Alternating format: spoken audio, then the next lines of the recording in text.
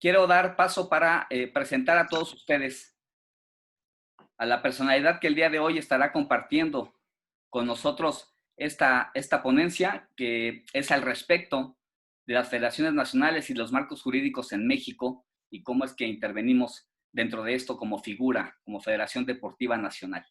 El día de hoy nos acompaña el licenciado David Hernández, quien es abogado de la Escuela Libre de Derecho y es catedrático actualmente dentro de la Universidad Iberoamericana. Ha sido actor, ha sido autor y coautor de muchos libros que tienen que ver temas en materia deportiva. Actualmente también se desarrolla como mediador de la TAS, que es el Tribunal de Arbitraje Deportivo Internacional, y tiene una vasta experiencia en los términos de materia deportiva y de derecho deportivo, tanto en México como en otros países y en otras legislaciones. El día de hoy estará compartiendo con nosotros estos temas, por lo que, pues a partir de este momento y sin más, agradecerte, David, mucho la cooperación, la ayuda que tienes para nosotros y que cedas de tu tiempo en esta mañana de sábado para poder compartirnoslo. Muchas gracias y con usted se queda el abogado David Hernández.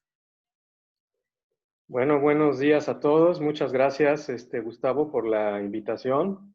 Gracias a todos los presentes por el tiempo que están invirtiendo ahorita en esta charla que vamos a platicar. Comentarles que la plática va a ser sobre el régimen jurídico de las asociaciones y más bien del régimen jurídico de las federaciones deportivas mexicanas. Y para ello voy a comentarles una serie de temas o una serie de aspectos que de alguna u otra forma van a permitir comprender en dónde están paradas las federaciones deportivas mexicanas y con ello aclarar que también será posible que todos aquellos que pertenezcan a alguna asociación deportiva estatal o a algún club o entidad o asociación deportiva municipal o cualquier asociación que esté vinculada tanto a la Federación Mexicana de Gimnasia como a alguna de las asociaciones deportivas estatales, pues tendrá elementos para ver la riqueza y el alcance y a veces la complejidad con el que se desarrolla un régimen y a partir de ese régimen el que se puede desarrollar también internamente en relación con cada uno de ustedes. El contenido o el contenido que sería la siguiente lámina, el contenido que vamos a ver aquí lo vamos a basar en 7 puntos, que va a ser, por un lado, vamos a hablar del razón de ser y los tipos de asociaciones deportivas en México. Posteriormente vamos a ubicar a las federaciones deportivas mexicanas dentro de la tipología de las asociaciones deportivas en México. Veremos la naturaleza dual, privada y pública de las federaciones deportivas mexicanas. Explicaremos algunos de los principios más relevantes de estas federaciones, que es el de monopolio de gestión y unicidad deportiva.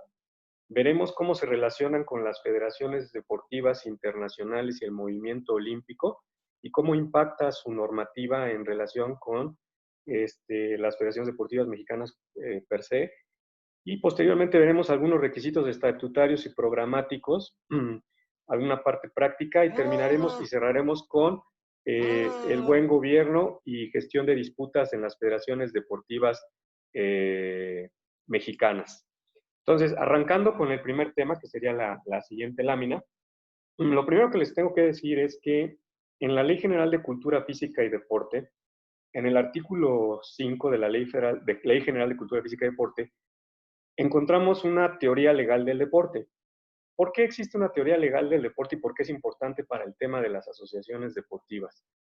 En la teoría legal del deporte vamos a encontrar que desde hace 9 años, casi 9 años, el 12 de octubre de 2011, se incorpora en nuestra Constitución en el artículo 4 el derecho a la cultura física y a la práctica del deporte. Y al reconocerse este derecho a la cultura física y a la práctica del deporte, señala que corresponde al Estado promoverlo, fomentarlo y estimularlo conforme a las leyes en la materia. Y le da a la Constitución la facultad al Congreso de la Unión para legislar en la materia de cultura física y deporte, estableciendo la participación del sector social y privado y la concurrencia de los tres niveles de gobierno en el desarrollo del tema. Consecuentemente, para efectos de orden, la Ley General de Cultura Física y Deporte establece una teoría legal en su artículo segundo que nos explica, si ustedes, perdón, en su artículo quinto, si ustedes revisan bien ese artículo quinto, les vamos a proporcionar en su momento la Ley General de Cultura Física y Deporte. Si ustedes revisan el artículo quinto, pues parte de un concepto que es prácticamente el deporte, lo que es el deporte.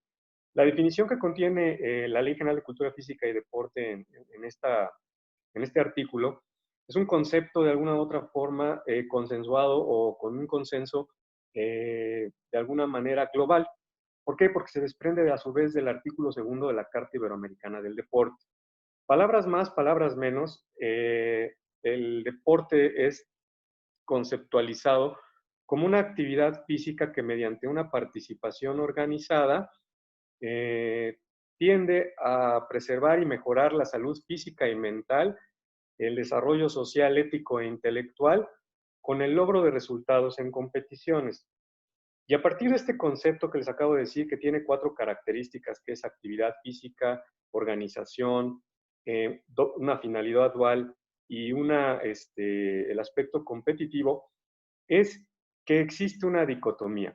Esta dicotomía está dada incluso por el mismo precepto legal que les estoy mencionando, al señalar que el deporte se manifiesta en nuestra realidad de dos formas.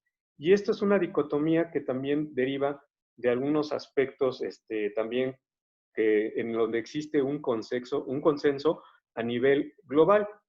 Tenemos entonces que las dos principales manifestaciones del deporte que se visualizan en esta teoría legal del deporte es, por un lado, el deporte de rendimiento y por otro lado, el deporte social. No sé si se puede regresar a la anterior, lámina. El deporte de rendimiento implica que todas las personas o de alguna otra forma implica la obtención de marcas, resultados, logros específicos. Y este deporte de rendimiento normalmente tiene diversas subclasificaciones. En el deporte de rendimiento encontramos el deporte aficionado, el deporte de alto rendimiento y el deporte profesional. Y para los deportes que son olímpicos, el deporte de alto rendimiento se vincula con el deporte olímpico.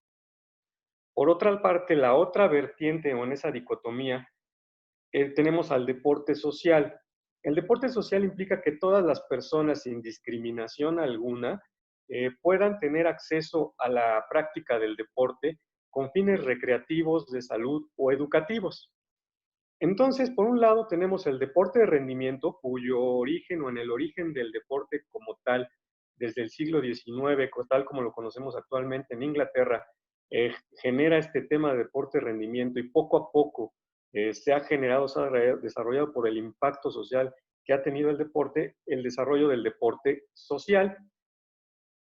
Entonces es así que a través de esta dicotomía es que podemos, o la Ley General de Cultura Física y Deporte, articula el asociacionismo deportivo. ¿Por qué digo que articula el asociacionismo deportivo? Porque clasifica las asociaciones deportivas en 3 rubros. Aquellas que están vinculadas con el deporte olímpico y en su caso paralímpico, las que están vinculadas con el deporte de rendimiento y las que están vinculadas con el deporte social. Y todo esto lo regulan los artículos 43 a 77, que de alguna u otra forma es un título bastante amplio. Yo creo que este título de la Ley General de Cultura Física y Deporte abarca casi la mitad de los preceptos de la ley por la importancia que esta repercute. Y a partir de ello, entonces, pasamos precisamente a explicar que este asociacionismo deportivo, derivado de esta dicotomía entre el deporte de rendimiento y el deporte social, pues se constituye de la siguiente manera. Y entonces entramos a la lámina 2.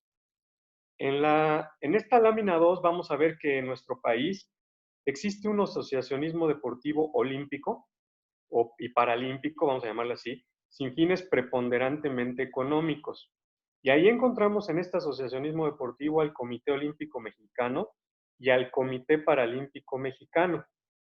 También tenemos a un asociacionismo deportivo vinculado al desarrollo de ese deporte de rendimiento, de esa dicotomía que hemos comentado.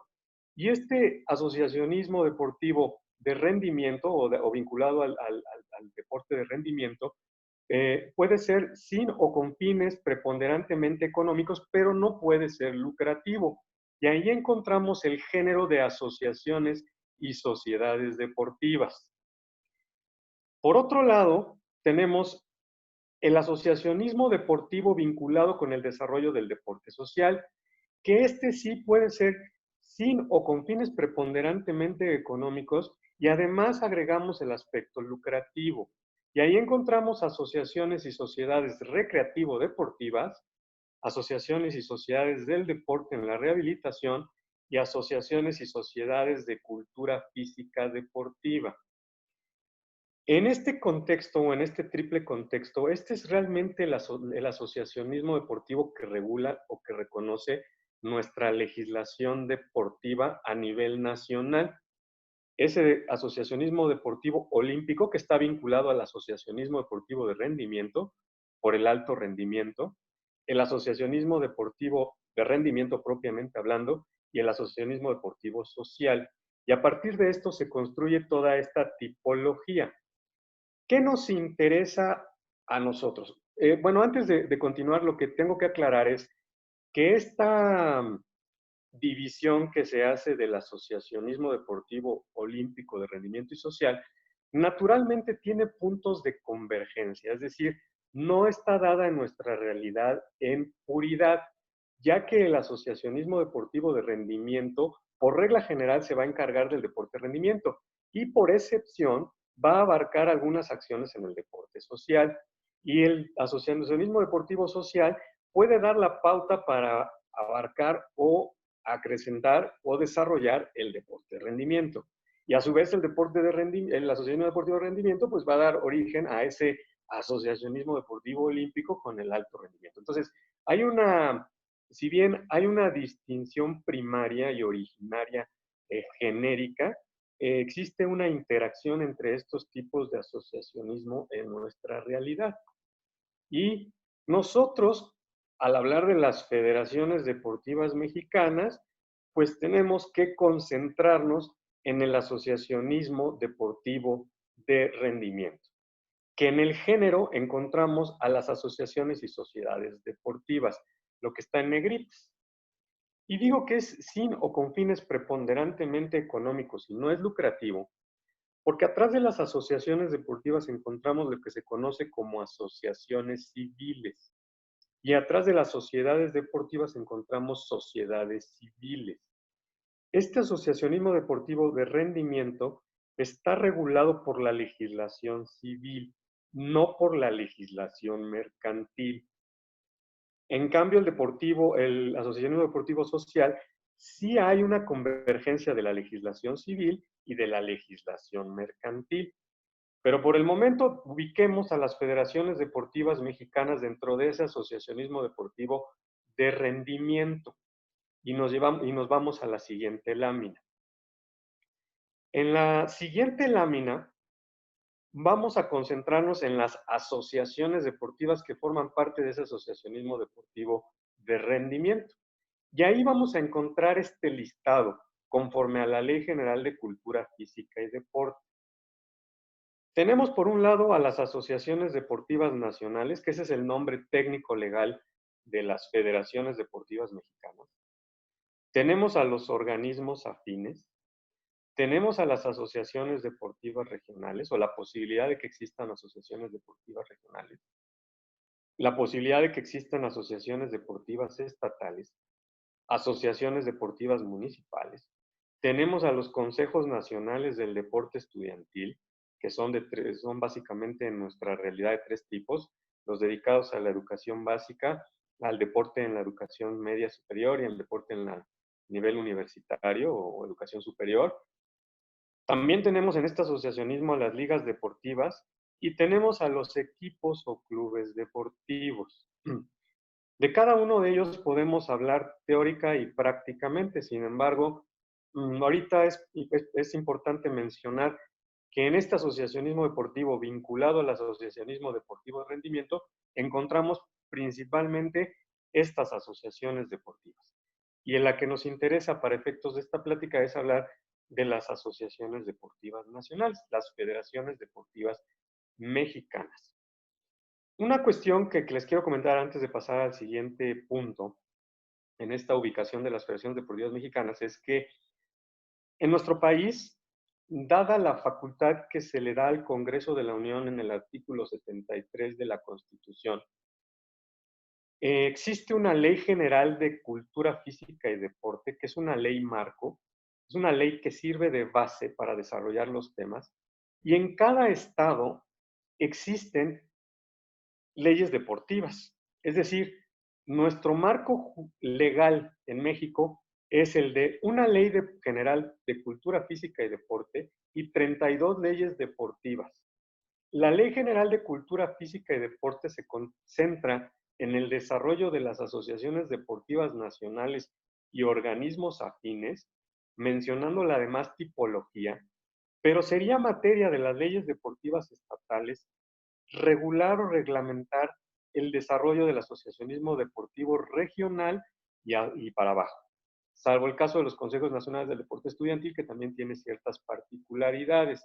Por eso es que la Ley General de Cultura Física y Deporte regula a las federaciones deportivas mexicanas, y si ustedes revisan las diversas leyes deportivas de sus estados, van a encontrar la regulación de sus asociaciones deportivas estatales e incluso deberían de encontrar la regulación de los equipos o clubes deportivos. Este esquema que se les va a aplicar a partir de la Ley General de Cultura Física y Deporte a las asociaciones deportivas nacionales es un esquema que sirve de modelo y es el esquema que de alguna u otra forma tendrían que estar aplicando todas las legislaciones deportivas estatales bajo un principio de congruencia con la Ley General de Cultura Física y Deporte y con la promoción, fomento y estímulo del derecho a la cultura física y a la práctica del deporte, conforme a la jerarquía jurídica legal que existe en nuestro país en relación con este tema.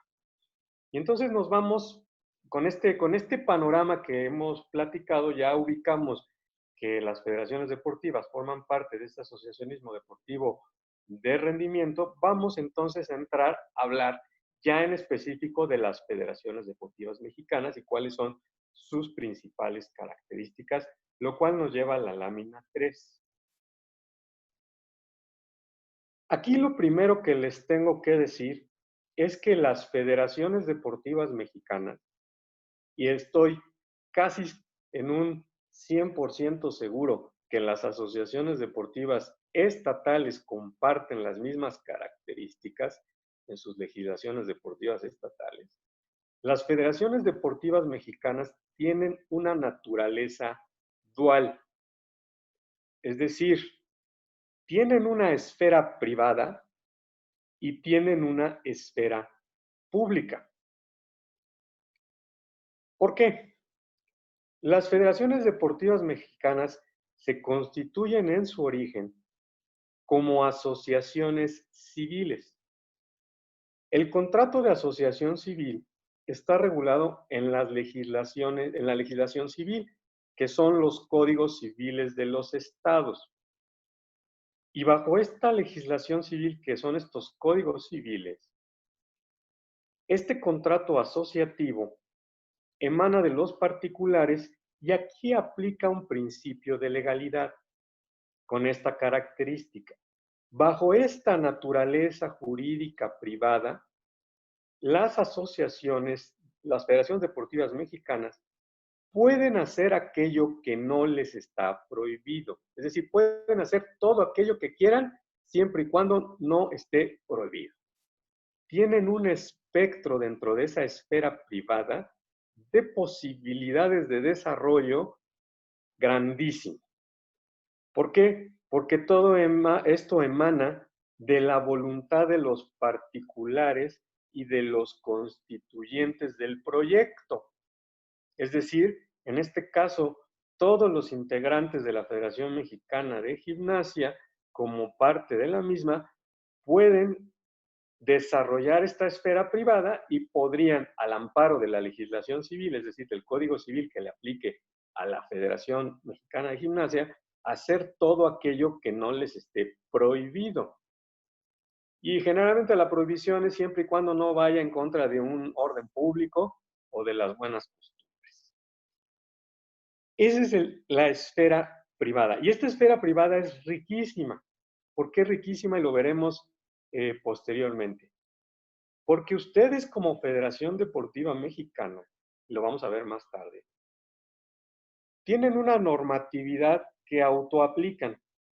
Y esa normatividad incorpora, a su vez, una normatividad global que les genera una amplitud de derechos, pero también de deberes para el desarrollo de su respectivo deporte. Entonces ahí nos quedamos, en esta esfera privada. Esta esfera privada, vamos a llamarle así, es flexible, dinámica, rápida, movible, maleable,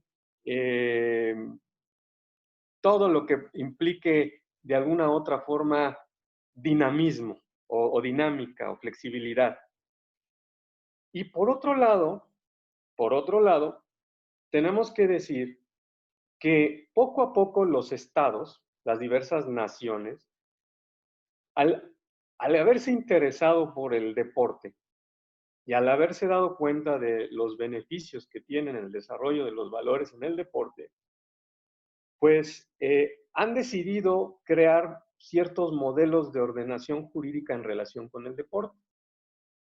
Y en el caso particular del Estado mexicano, a través de la Ley General de Cultura Física y Deporte, generó en lo que en el ámbito jurídico deportivo se conoce como un modelo intervencionista. ¿Qué significa este modelo intervencionista? El Estado mexicano le ha dado a las federaciones deportivas mexicanas la calidad o la naturaleza jurídica de agentes colaboradores del gobierno federal. Es decir, por ley, las federaciones deportivas mexicanas, aparte de tener esa esfera dinámica, flexible, movible, etcétera, tienen una esfera pública, ¿sí? Tienen una esfera pública. Esa esfera pública está encaminada a ejercer funciones públicas que delega el Estado mexicano en las federaciones. Y ustedes a lo mejor se preguntarán, ¿por qué el Estado delega funciones públicas? La respuesta es de alguna otra forma sencilla. El Estado no puede hacer todo. Y en el caso del deporte, dada la especificidad de las diversas disciplinas deportivas y dada la historicidad del propio deporte en su origen privado, pues tiene que echar mano de los particulares. Y la figura que crea a través de la Ley General de Cultura Física y Deporte para poder ejercer o desarrollar esta actividad por la actividad deportiva en general es decirles a las federaciones deportivas, oye, échame la mano, te voy a dar una esfera pública para que en esa esfera pública tú desarrolles ciertas funciones y me apoyes en el desarrollo del deporte. Y es entonces que les dan esa esfera pública a las federaciones deportivas mexicanas. Nada más que esta esfera pública parte de un principio de legalidad visto desde otra forma. Este principio de legalidad señala que las federaciones bajo este esquema público solamente van a poder hacer aquello que les está permitido. Esto entonces ya nos cambia la perspectiva. La perspectiva es que esta esfera pública, a diferencia de la esfera privada, es rígida, estática, cerrada, poco maleable y no hay para dónde irse nada más para lo que señala la ley. Es decir, estas atribuciones están dadas por ley y son las únicas atribuciones que puede ejercer en ese interés público las federaciones deportivas mexicanas. ¿Qué implica esto? Porque además tengo que decirles que este esquema de las federaciones deportivas mexicanas se replica en las asociaciones deportivas estatales y en las asociaciones deportivas municipales, o incluso en los clubes o equipos. ¿Por qué? Porque todos al final del camino, al formar parte de un sistema deportivo reconocido por el país, pues en el caso de las asociaciones deportivas estatales van a apoyar o van a tener esa esfera pública en el desarrollo o en el apoyo de su estado federado, ¿sí? Las federaciones van a apoyar como agentes colaboradores del gobierno federal. Las asociaciones deportivas estatales van a apoyar como agentes colaboradores del gobierno estatal. Las asociaciones deportivas municipales como agentes colaboradores de los gobiernos municipales. Y así sucesivamente es una cadenita que se empieza a desarrollar. Y para eso es importante entender la ley. Ahora, este sistema o este esquema no es novedoso. Este sistema lo tenemos desde el año 2003 y les puedo decir que desde mucho más antes. La primera ley del deporte en nuestro país es de 1990, donde ya se visualizaba desde el momento en el que se reconocen a las asociaciones deportivas en esa ley, este esquema. Y lo que les tengo que comentar es que en este esquema, pues es en donde básicamente van a desarrollar su actividad las federaciones deportivas mexicanas. Es decir, van a tener que aprender a desarrollar una esfera privada dinámica, abierta, flexible, movible, acorde a las realidades, cambiante, acelerada, pero también van a tener que saber manejar una esfera pública estática, cerrada, lenta, poco cambiante, o sea, incluso hasta uso el modulo la voz porque así pasa.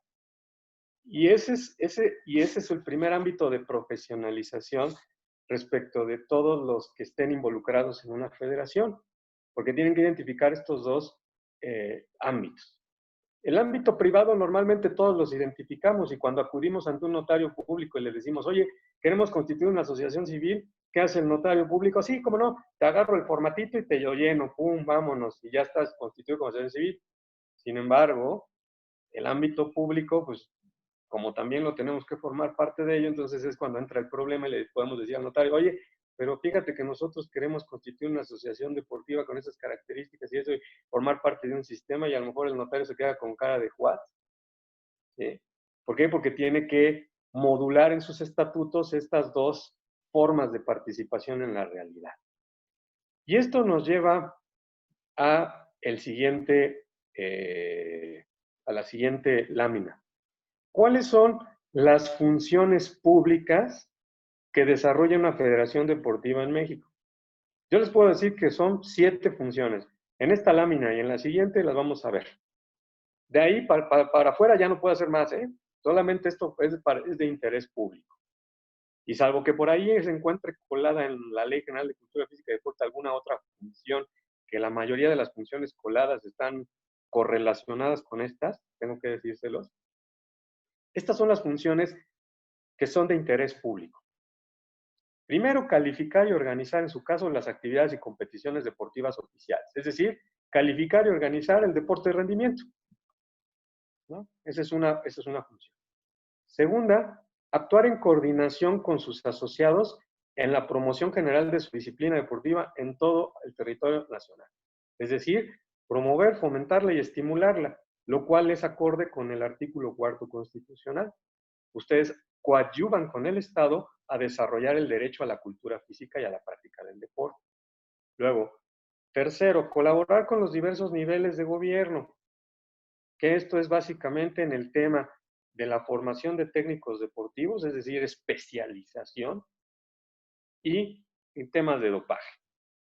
Es decir, por un lado es enseñanza y por otro lado me interesa a mi Estado que tú enseñes y hagas cuestiones técnicas, y por otro lado me interesa que me protejas o luches contra el dopaje, porque esto también, yo aquí tengo un compromiso internacional, que es la Convención Internacional contra el Dopaje en el Deporte, de la cual formo parte el Estado mexicano, y tengo que aplicarla, y tú me vas a ayudar en ella. La cuarta, colaborar con la administración, bueno, con los niveles de gobierno, en el control, disminución y prevención de la obesidad y de las enfermedades que provoca. Yo aquí les comentaba que hay una interacción entre los asociacionismos deportivos. Aquí en este caso está interactuando de una manera pública con el deporte salud, que es deporte social. Es decir, la federación tendría que establecer programas para combatir la obesidad, ¿sí? Y esta es una función pública. Otra función pública sería colaborar con los 3 niveles de gobierno, pues en la prevención de la violencia.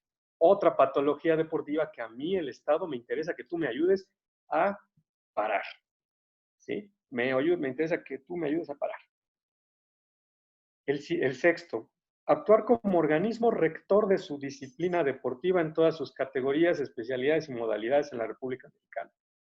¿Qué significa esto? El reconocimiento del Estado respecto de la autonomía y la trascendencia de las federaciones deportivas mexicanas en el desarrollo de su disciplina. Ni más ni menos, el propio Estado mexicano está reconociendo la propia autonomía de la federación para desarrollar todas las disciplinas que se le vinculen, porque es el organismo rector en todas sus categorías especiales y modalidades, y esto tiene que ser respetado no solamente por el Estado, porque el Estado te lo está facultando, sino por todos los que están alrededor de la comunidad y que se les ocurra practicar el deporte, aunque sea el ciudadano de a pie. ¿Sí? Y esto va vinculado con la siguiente, que es la de representar oficialmente al país ante sus federaciones deportivas internacionales. Ojo, les está dando la relevancia y la importancia, y esto también es acorde con ciertas cuestiones que vamos a ver posteriormente. Este es el reconocimiento expreso por parte del Estado mexicano de la autonomía de las federaciones deportivas mexicanas. Y en el momento en el que el Estado mexicano intervenga en detrimento de estas funciones, se está dando un balazo en el pie. ¿Sí? Y por último tenemos el tema de ejercer la potestad disciplinaria en los términos establecidos en la presente ley, su reglamento y demás ordenamientos aplicables. Es decir, para el Estado mexicano es relevante que si tú vas a imponer sanciones y vas a ejercer esa potestad disciplinaria, esto sea de interés público, porque vas a ejercer actos de autoridad y esto se vincula con otra normativa, otra legislación que nosotros tenemos. Y esto es lo que de alguna u otra forma puede llegar a provocar que las federaciones deportivas nacionales, bajo todo este esquema de agentes colaboradores del gobierno federal, sean susceptibles de juicios de amparo por la vulneración de derechos humanos. ¿Sí? Sin embargo, también es un tema que proteja a las propias federaciones deportivas. Sigue reconociendo la autonomía porque le da la potestad disciplinaria. Es decir, le permite a la federación sancionar, disciplinar. ¿Sí? El 6, 7 y 8 me queda clarísimo es eso. El reconocimiento de la autonomía y del alcance de las acciones que pueden generar las federaciones en relación con el tema del Estado, que el propio Estado mexicano está reconociendo. Y se acabó. Esas son las funciones públicas cerradas, estáticas. Vamos a llamarle así, nosotros los abogados hablamos de la diferencia entre números clausus y números apertus. Decimos números apertus cuando la ley nos permite hacer todo. Números cerrados o clausus cuando la ley solamente nos permite hacer lo que la ley dice. Y en este caso es números clausus. Solamente las federaciones en ejercicio de su función pública tienen que hacer esto o pueden hacer esto. Hacer algo más allá de esto es ya el ámbito de la esfera privada. Siguiente, por favor. Y esto me lleva también al reconocimiento de dos principios de actuación que establece la propia Ley General de Cultura Física y Deporte todavía, para que se den de acuerdo ustedes cuenta que a veces la propia autoridad, y lo digo con una crítica constructiva, al desconocer estos esquemas, se da los propios balazos. Hablar mal de una federación deportiva implica hablar mal de ellos. ¿Por qué? Porque existen todos estos principios, existen todas estas funciones, existen todas estas, vamos a decir, estos mecanismos que permiten el desarrollo y que reconocen pues, el trabajo que están haciendo las federaciones. Y existen aquí dos principios relevantísimos, que es el principio de monopolio de gestión y el principio de unicidad deportiva. ¿Qué significa el principio de monopolio de gestión de las federaciones deportivas nacionales? Que son la máxima instancia técnica de su disciplina. ¿Sí?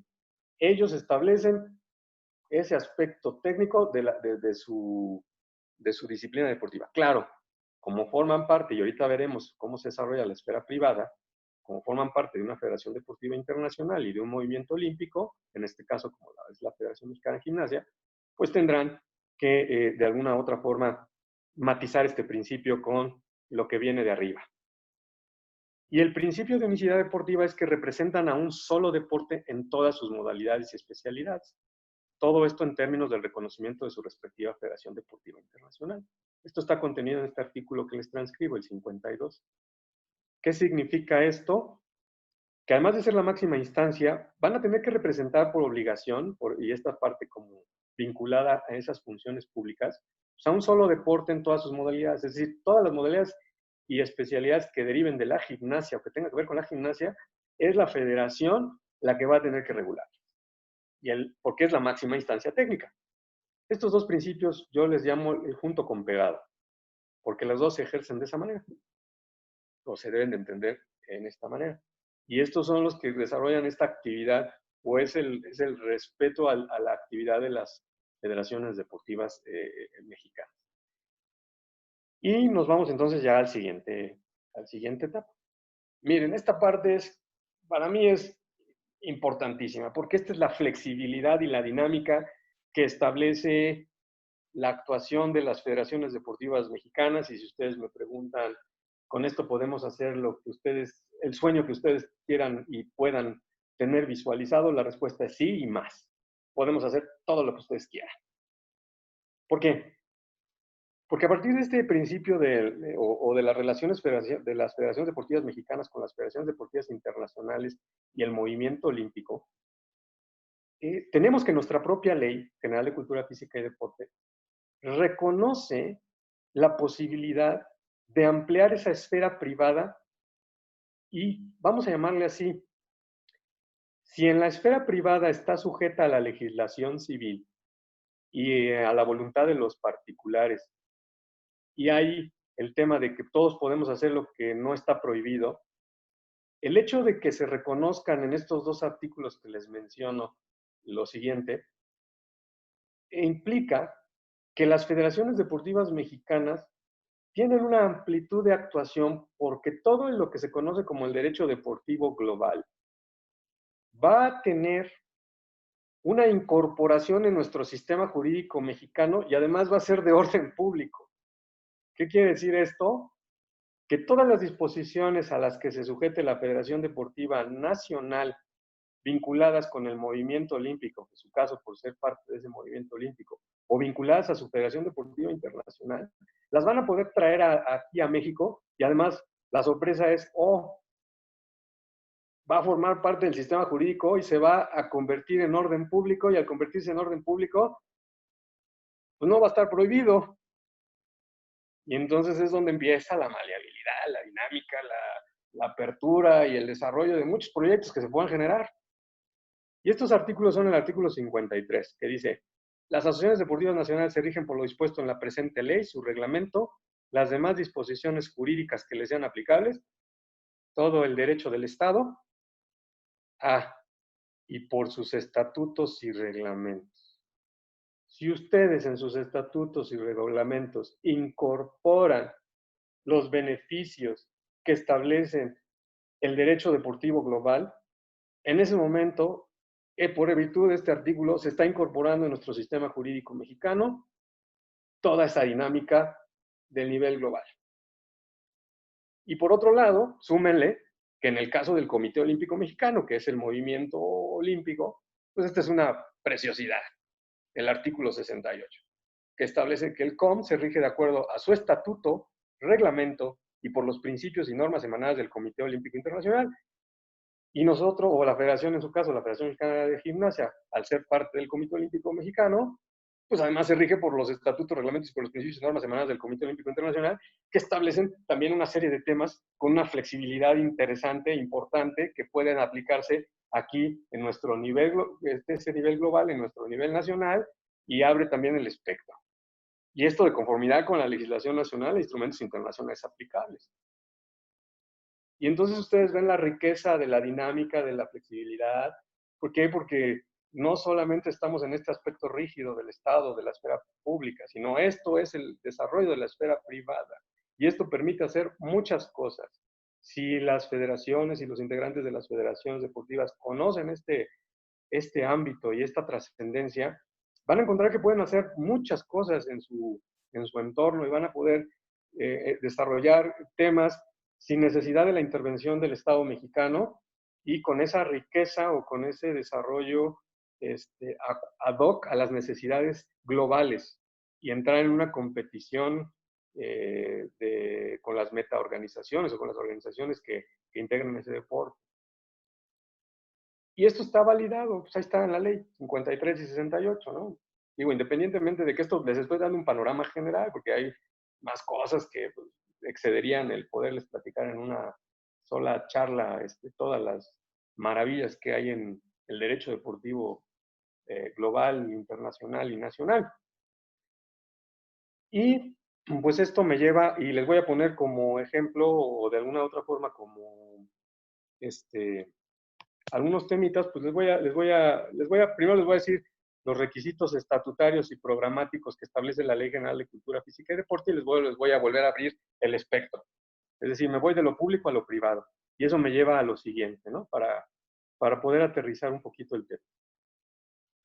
Las federaciones deportivas mexicanas y en ese caso, estoy casi seguro que las asociaciones deportivas estatales tendrán lo mismo en la ley deportiva de su estado, se regulan por una legislación civil, que es el Código Civil del Estado del que les aplique, y por esa legislación administrativa que al final del camino es la Ley General de Cultura Física y Deporte. La Ley General de Cultura Física y Deporte tiene esa característica, ser derecho administrativo. ¿Por qué? Porque establece esa colaboración con la administración pública federal y con el gobierno federal. Y aquí el artículo 54, fracción cuarta, pues establece algunos de los requisitos que deben de tener desde el punto de vista de esa esfera pública, pues los estatutos de las federaciones. Palabras más, palabras menos, pues es tener un consejo directivo adecuado, comisiones que establezcan auditoría, evaluación de resultados, justicia deportiva por el tema disciplinario, el tipo y número de asambleas, los procedimientos y quórum para reformas de estatutos, reconocimiento de facultades de CONADE por conducto del no existente COVID, para que se regulen los procesos electorales. Ojo, aquí nada más tengo que aclarar, el COVID no, o bajo todo este esquema de no intervención y reconocimiento de la autonomía, el COVID, ojo, el COVID en el momento en el que funcione va a tener que respetar los procesos electorales fijados por la propia federación. Lo que va a hacer el COVID es que va a revisar, va a ser, o la función del COVID como tal es la de un órgano revisor. Revisa que hayas hecho las cosas bien. Nada más. No puede meterse más, no puede irse más, porque rompería todo este esquema. También establecimiento de las normas sobre administración patrimonial y forma de fijar cuotas de los asociados, mecanismos de apoyo para los deportistas, afiliados y trámites con competiciones nacionales e internacionales. Pues el tema de que la CONADE pueda fiscalizar los recursos que les ha dado. Y ojo, aquí me detengo un poco. El tema de los recursos públicos que se otorgan a una federación está validado precisamente por el ejercicio de esta función pública. Vamos a llamarle así. Las federaciones no tienen por qué mendigar un recurso. Tienen derecho a ese recurso. Y tienen derecho a ese recurso porque son agentes colaboradores del gobierno federal y deben de tener un presupuesto asignado para el desarrollo de las funciones públicas. Porque en el momento en el que el Estado mexicano les corte la llave a las federaciones deportivas mexicanas, pues está cortando él mismo un dedo bajo este esquema que se está presentando, en esta lógica jurídica, técnica, ¿no? Entonces, se sufrirá parte del recorte por temas de austeridad, etcétera, pero ojo, el Estado no puede ser tan agresivo y decir, no le voy a dar a la Federación Deportiva nada porque me cae gorda. No, pues no. ¿Por qué? Porque existe esa obligación, porque es un agente colaborador del gobierno federal, y si no, estás mutilándote un dedo y además estás yendo en contra de la Constitución, y cualquiera podría ampararse por la no entrega de recursos, y estoy seguro que en ese momento le van a soltar el dinero. Y además se van a ir al bote si se niega, por la fuerza del amparo, ¿sí? Porque además es un tema económico. Entonces, estas circunstancias, también la vacilada esta con el tema del FODEPAR, ¿no? Ahí, pues, quizá nada más haciendo un margen, pues, el tema es que me encanta ver que nadie lee lo que debe de leer, ni nadie entiende lo que debe entender, y todo el mundo habla de algo que nadie sabe. Y eso es fenomenal. Solamente en México se da. Kafkiano. Pero bueno, esas son situaciones que de alguna u otra forma son parte de esta vivencia de las federaciones deportivas mexicanas como desarrollo de estas funciones públicas. Y otro tema que también es importante para el Estado mexicano, aparte de que tengas en forma este aspecto estatutario, es el tema de los requisitos programáticos. ¿Por qué?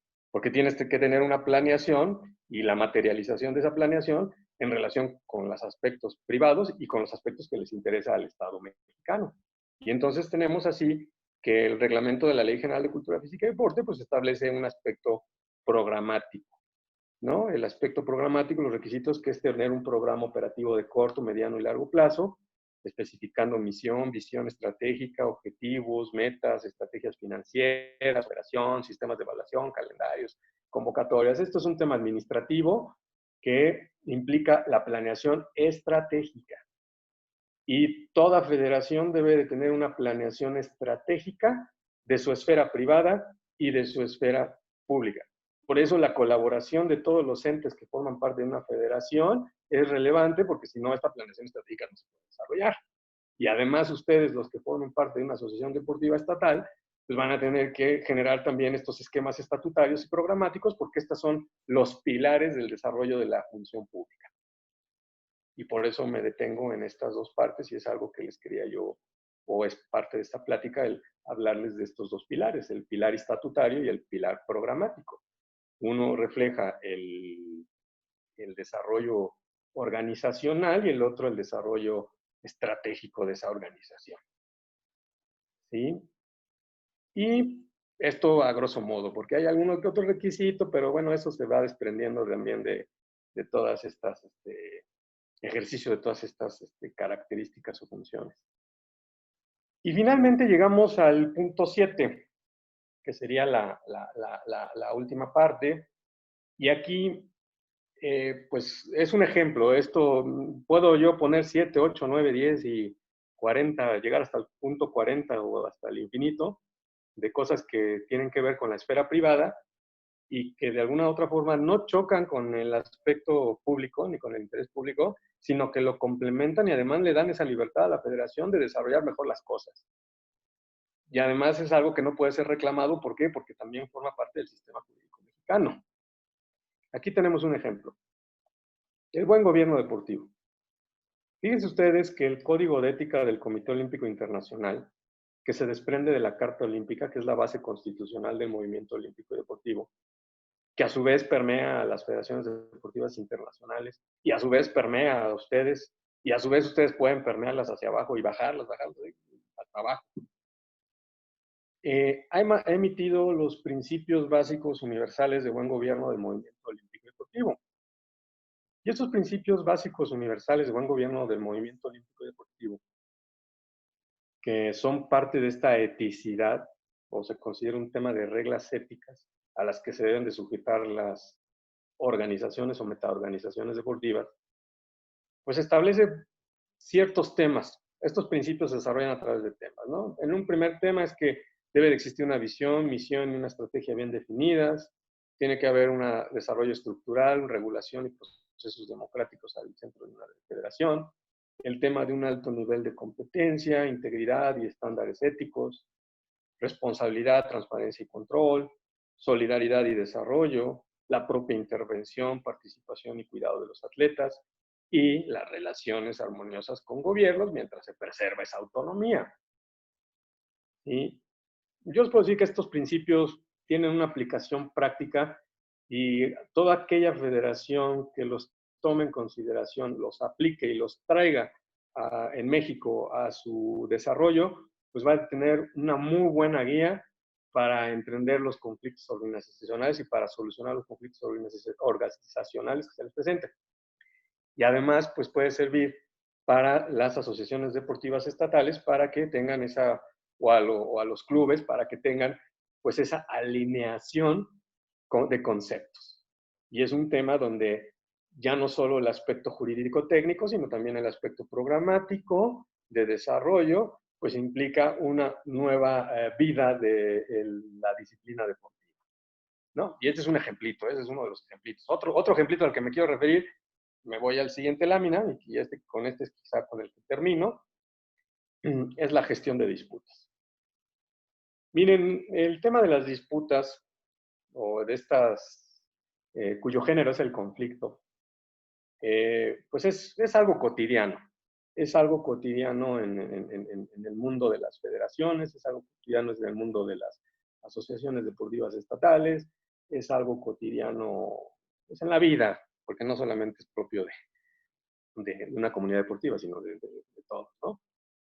Y yo les puedo decir como mediador del Tribunal de Arbitraje Deportivo, del TAS, del CAS, en esta fase de mediación y en pues en este impulso de lo que ocurre en el mundo a nivel global y de todo lo que los esquemas de solución o de gestión de disputas, pues tenemos que esta gestión de disputas se debe sujetar a reglas éticas. Y hay una posibilidad de sujeción a reglas éticas. ¿Por qué? Porque toda disputa que se presenta entre integrantes de una comunidad deportiva necesariamente debe buscar un efecto transformador. Un efecto transformador porque las partes en disputa, salvo que no quieran estar en el mundo del deporte y en ese deporte en específico, pues van a tener que transformarse. Van a tener que transformar y van a tener que reconocerse entre sí, porque van a seguir conviviendo. Y hay muchas cuestiones que tanto directivos como los propios atletas, como entrenadores, como todas las integrantes de la comunidad deportiva, quizá desconocen, y es que existen derechos y deberes, derechos humanos, deberes, y además existe la posibilidad de generar o de diseñar un sistema de resolución alternativa de disputas que les va a traer una mayor eficiencia, eficacia, un menor costo y vamos a llamar así, y curar la relación, transformarla, ¿no? Y este esquema que les comento parte incluso de un punto de vista también que es importante que señalarles que a nivel del movimiento olímpico y deportivo existe una declaración de los derechos y deberes de los atletas que establece los derechos de los atletas, pero también los deberes. Y esta parte de los deberes es lo que a veces se olvida. Yo les tengo que decir que muchas de las construcciones de esto, y traigo a colación esto porque este es un ejemplito nada más también para que lo vean, a partir del cual se puede desarrollar o diseñar un sistema de resolución alternativa de disputas. En este sentido, bajo esta construcción de este diseño de resolución, pues hay tres figuras importantes a desarrollar. Por un lado, la negociación, por otro lado, la mediación y por otro lado, el arbitraje. Las dos primeras tendrían que ser la base idónea para el desarrollo o la resolución de disputas. Y el arbitraje la parte, vamos a llamar así, la última parte, ¿sí? Y esto sujeto a un ámbito especializado. ¿Por qué? Y aquí pongo ahí no litigios administrativos y judiciales. Porque los litigios administrativos y judiciales, y bueno, se los comento quizá a lo mejor, y esto lo digo de experiencia, me tocó la suerte, o no sé si la suerte, o la rifa del tigre, de ser en su momento miembro titular y presidente de la Comisión de Apelación y Arbitraje del Deporte, y ahí pues conocí o entendí cómo se manejaba nuestra justicia deportiva en nuestro país.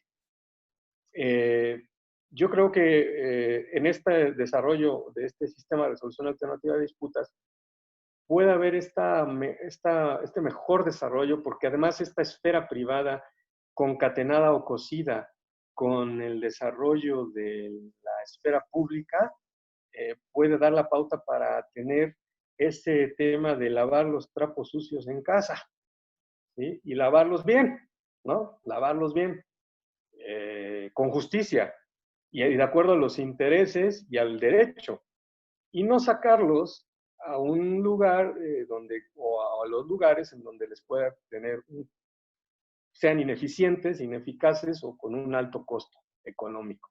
Y además pueda generar la destrucción de una relación que pudiera generarse permanentemente. Pero bueno, ¿a qué voy con todo esto? Es que el tema de la gestión de disputas es otro de los ejemplos que quizá les puedo decir que a través de la incorporación de toda esta normativa global en el desarrollo nacional, en esa esfera privada y en el equilibrio de los intereses en presencias con la otra esfera pública, pues se pueden desarrollar, ¿no? Y les pongo este ejemplo del buen gobierno y les pongo el ejemplo de la gestión de disputas, que son dos temas que quizá son los que más inquietudes puedan llegar a generar a las comunidades deportivas, ¿no? Hay mucho más temas como el dopaje, la violencia en el deporte, el tema de patrocinios deportivos, si hay un aspecto profesional, cómo desarrollar ese aspecto profesional, las vertientes también fiscales, las vertientes de propiedad intelectual, derechos de autor, derechos de imagen de deportistas, etcétera. O sea, es un mundo tremendo. Y quizá el mensaje que yo les quiero dar con esta plática y con esto, pues terminaría, creo que con esto terminaría en el tiempo programado, sería que dada esta riqueza y quizá complejidad en la que se vive en el mundo del deporte, pues es importante la profesionalización. Es importante la profesionalización y es importante generar críticas, pero críticas positivas, críticas que construyan esta esfera privada y esta esfera pública. Porque desafortunadamente tenemos a veces el mal de hablar de las cosas sin saber las cosas. Y eso es algo que es muy cotidiano. Y yo los dejo a la reflexión para que ustedes vean la riqueza en una plática de 45 minutos de lo que viven las federaciones deportivas mexicanas o a lo que están sujetos las federaciones deportivas mexicanas y que pueden de alguna u otra forma permitir pues, el desarrollo óptimo de su disciplina deportiva y desarrollar un principio fundamental que está también en la Ley General de Cultura Física y Deporte, que es el principio de colaboración responsable. Y con eso termino. Muchas gracias. Muchas gracias. Muchas gracias, David. Y ahora sí, si alguien tiene alguna inquietud, comentario o algo que quiera hacernos saber para retroalimentar, por el chat me lo pueden hacer llegar y lo comentamos aquí con el abogado.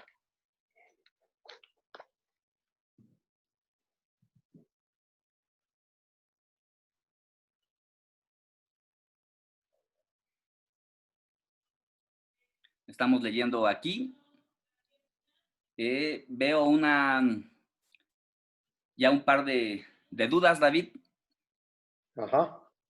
Una de ellas nos dice de Gastón Fernández de Hidalgo, ¿qué herramientas tiene la Federación para evitar o prevenir los casos de conflicto en casos que un adulto afecte en su persona a un deportista? Pues como les decía yo, a nivel estatutario se pueden diseñar un sistema de resolución alternativa de disputas y establecer en el caso de algún conflicto, generar alguna negociación, mediación o arbitraje. Y esto sería lo idóneo para poder, de alguna u otra forma, generar un óptimo desarrollo de la disciplina, ¿no? Porque a lo mejor el niño y el adulto van a continuar conviviendo, a lo mejor separados, pero en la comunidad respectiva. ¿Por qué? Porque también existen los medios judiciales, ¿no? Y estaría el tema de la Comisión de Apelación y Arbitraje del Deporte o un juicio de amparo o incluso hasta temas penales, dependiendo del tema que ejerció el adulto sobre el menor, ¿no? Porque el derecho de los menores en el ámbito deportivo también es muy, muy protegido. Pero ahí lo recomendable es que si no tienen ustedes dentro de sus propios estatutos un aspecto o ese diseño de un sistema de gestión de resolución de disputas que implique esta alternatividad y el conocimiento, porque también esto es un tema de conocimiento. Muchas veces uno piensa que la negociación es un ganar-ganar, un ganar-perder, perdón.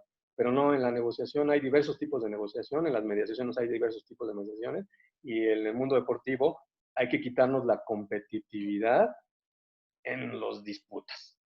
Una cosa es la competitividad del deporte como tal, y otra cosa es la competitividad en una disputa, que eso es lo que desafortunadamente muchos extrapolan del gimnasio o del lugar del deporte a la vida cotidiana. Muchas gracias. De Rodolfo Castellanos nos pregunta que si es posible la búsqueda de apoyos económicos a través de dar recibos que sean deducibles de impuestos. Entiendo que habla hacia el tema de clubes y asociaciones o a la misma federación. Pues miren, ese es un tema pues, en el ámbito del deporte, el tema de deducibilidad de impuestos no es muy aplicable, según tengo entendido. Lo que puede generarse son esquemas para la deducibilidad, por ejemplo, del impuesto sobre la renta. ¿Por qué? Porque conforme al artículo 79 de la ley del impuesto sobre la renta, las asociaciones deportivas se exentan del impuesto sobre la renta. Ahora, para el apoyo económico, quizá la estrategia es, o vamos a llamarle así, muchas veces uno piensa en, le voy a vender que con que me apoye, pues va a exentar impuestos.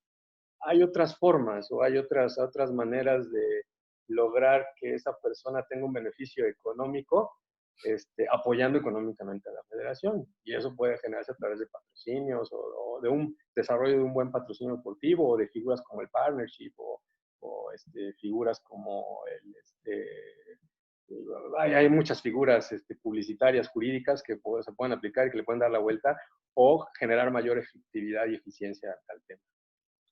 Gracias. De Veracruz, Cheyenne Vargas nos dice si existe algún modelo establecido más específico de resolución de conflictos o corresponde a cada asociación establecer el suyo e integrarla a su estatuto, y en este caso, ¿quién aprueba esto?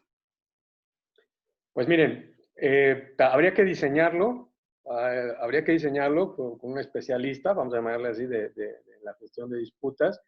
Esto podría incorporarse en unos estatutos y quienes lo aprueban, pues ustedes.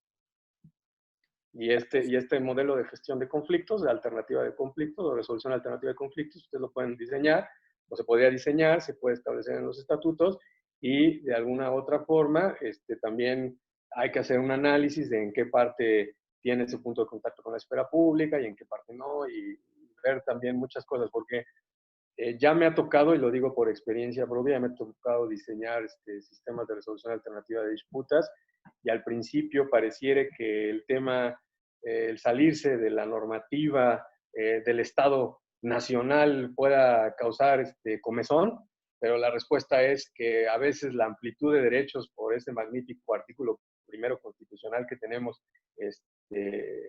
sobre el tema del principio pro homine, permite maravillas, ¿no? Entonces, es un tema de que el diseño de la resolución alternativa esté generado por un verdadero especialista del tema, que sea, que no rompa los intereses del ejercicio público, y claro que puede ser aprobado por ustedes en una votación de acuerdo a su tema de reforma estatutaria.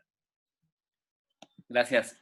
Hay un comentario de Jesús Vargas de Olímpica Gymnastics, nos dice: veo indispensable que tanto la FMG como las uniones y asociaciones estatales busquen dos cosas. El primer punto es el impulso de la gimnasia en sus modalidades como actividad económica independiente a los gimnasios de fitness, ya que en la reapertura se ven afectadas por ello. Y el dos es la búsqueda de apoyos económicos federales para apoyar la permanencia de los clubes. Aquí me permitiría comentarte, Jesús, que ambas cosas estamos en el trabajo. Hemos tenido bastantes avances, acciones e intervenciones como federación y las pláticas propias con las asociaciones estatales para que hagan lo correspondiente dentro de sus estados. La realidad, y también lo tengo que comentar, es pues los intentos y las acciones se están buscando, pero no ha resultado sencillo. Después, decía Rodolfo Castellanos que si podríamos tener una plática sobre esos esquemas para apoyarnos todos. Sí, nosotros estamos recibiendo toda la retroalimentación de propuestas y podemos generar, pues después, algunas charlas para estos sentidos. De Luis Rodas, Estado de México, Nos dice, entonces entiendo que en estos tiempos existe una falta al no catalogar como prevención de obesidad y fomentar la salud al deporte la categorización que se dio en el deporte. Ahí no entendí perdón, no entendí la pregunta. Sí, un poco lo que hace en reflexión es si se debe entender que el no catalogar como la prevención de obesidad para fomentar la salud del deporte es una falta que cometiéramos en este caso asociaciones estatales o la propia federación. Pues más que una falta, ahorita que ya conocen esto, pues es momento, si no lo tienen incluido, pues a generar acciones en torno a ese tema. No los van a sancionar el Estado mexicano, tengo que decir, o sea, pero enriquece sus programas operativos. Por eso les digo que, miren, para que ustedes tengan elementos para pedir el apoyo estatal o los subsidios o las subvenciones, como se conocen técnicamente, pues se necesita una planeación estratégica. Y si ustedes amarran esa planeación estratégica con el ejercicio de estas funciones públicas, pues qué mejor, ¿no? Y así ya no hay pretexto de aquel lado para decirles, oye, pues no les doy dinero, pues entonces no te ejerzo esta función pública y entonces luego me reclames. O no reclames que hay gorritos. No, disculpe, ¿verdad? Con el tema de la obesidad, ¿no? Bien, gracias. De Aldo Torres, en Baja California, si se considera el derecho al deporte y a la cultura física como parte de los DESC, implicaría hacerlo extensivo el catálogo de obligaciones del Pacto Internacional de Derechos Económicos, Sociales y Culturales. A ver, otra vez repíteme, es que es interesante lo que acaban de preguntar. Si se ¿Me considera puedes el repetir? derecho al deporte y la cultura física como parte de los DESC, implicaría hacerlo extensivo al catálogo de obligaciones del Pacto Internacional de Derechos Económicos, Sociales y Culturales. Ay, buena pregunta, ¿eh? Pues sí, podríamos hacerlo. Tendríamos que sustentarlo bien. O sea, es un tema que hay que estudiar. Ok. Sí. Muy bien, pues es lo que nos llegó en preguntas. David, agradecerte mucho esta hora de charla con nosotros. Agradecerles a todos los que estuvieron aquí, pues ahora presentes, escuchando. David nos dio la autorización de poderles compartir, para quien así tenga el interés, pues la presentación que el día de hoy expuso, así como alguna documentación que nos hizo llegar, pues que es complementaria o que es la base de esto que hoy se platicó. Aquel que lo quiera, con todo gusto nos lo hace saber y se lo enviamos. Y los esperamos para la próxima. Ya el día martes tenemos la segunda conferencia de esta jornada de conferencias de la Federación Mexicana de Gimnasia. Y no nos queda más que nuevamente agradecerles a todos ustedes, que tengan muy buena tarde, y agradecerle doblemente más a David Hernández, abogado y experto de Derecho Deportivo, por esta charla que tuvo a bien compartirnos el día de hoy. Muchas gracias, David. No, al contrario, gracias a todos ustedes por el tiempo y por haberme escuchado. Y pues a darle, así que a dar cada uno lo suyo. Muy bien. ¿Vale? Muchas gracias a todos. Excelente día. Gracias, igualmente, hasta luego.